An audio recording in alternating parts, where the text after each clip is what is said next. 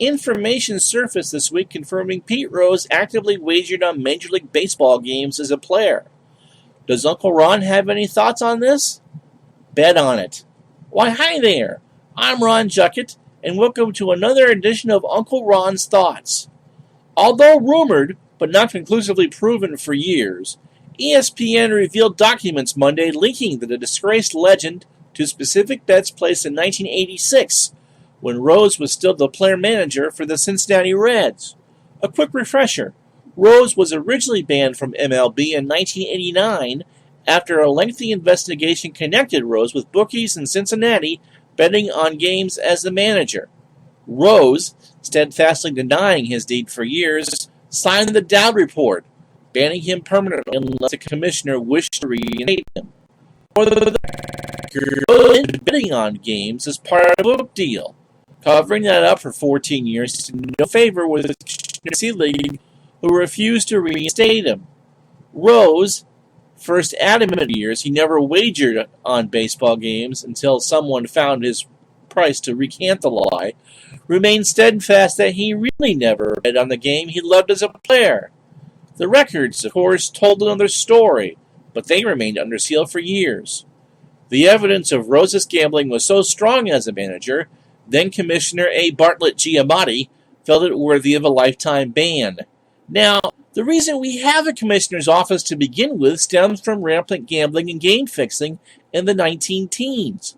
With owners pinching pennies and bad salaries, and with players having no rights and representation of their own, throwing games or betting on games paid well. 8 members of the 1919 Chicago White Sox allegedly conspired to lose the World Series.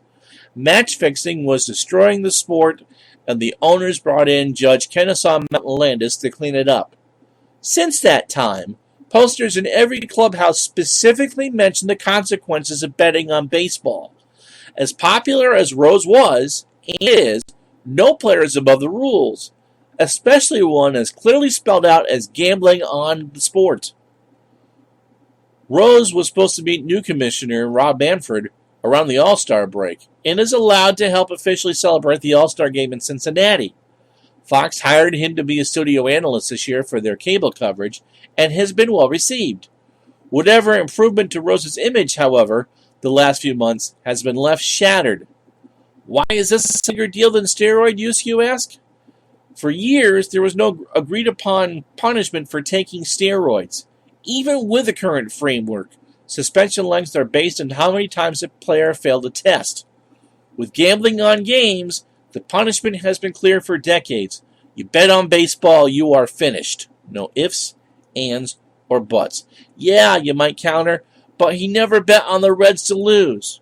Oh, really?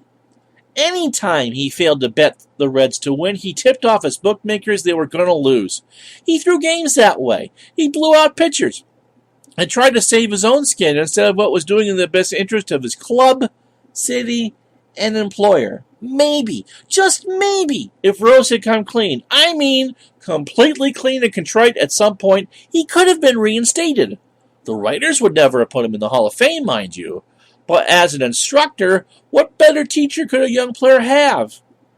In the end, there are no winners, only losers. The biggest being Rose.